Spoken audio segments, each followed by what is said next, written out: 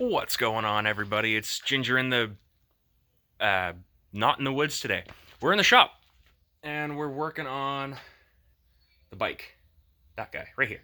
So this is a 70 series Montesa 247 Kota, which is an old trials bike. Unfortunately, these are really difficult to get parts for.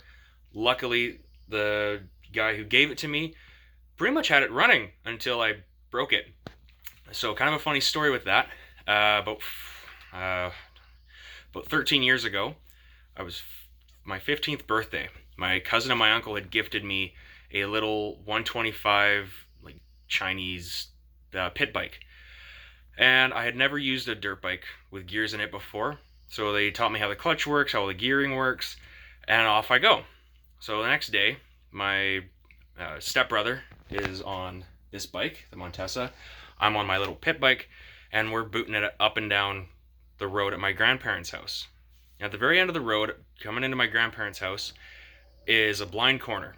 So I'm flat out. I'm 15. We're all stupid at that age. And I hit this blind corner, and my mom and her, unfortunately now deceased spouse, are coming around the corner. And instead of hitting his brand new Toyota FJ, I veer off to the left.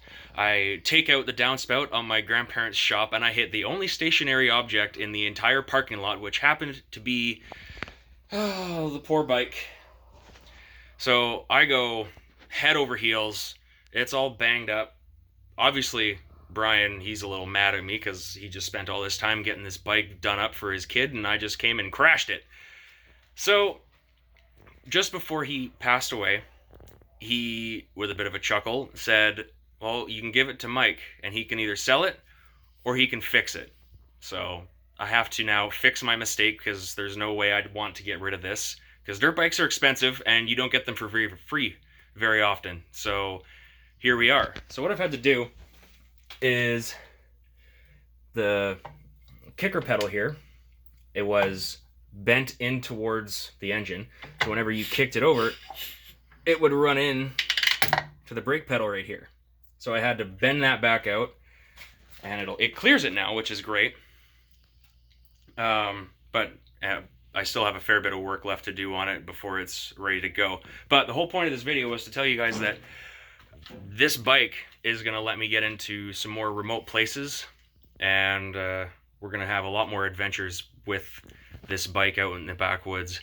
So hopefully tomorrow I'm going to get some proper fuel for it and see if I can fire it up and, see where it's at, see how the brakes feel, everything, how it's all working, and go from there. So anyways, guys, I hope you enjoyed the video. Unfortunately, there's no bushcraft involved in this one, but tomorrow I'm going out with my friend Sean, who is also a ginger, so it'll be gingers in the woods tomorrow.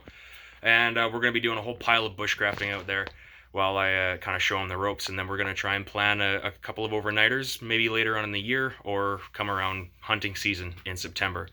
Anyway, guys, hope you're all having a great day, and remember, the more you know, the less you need. Cheers.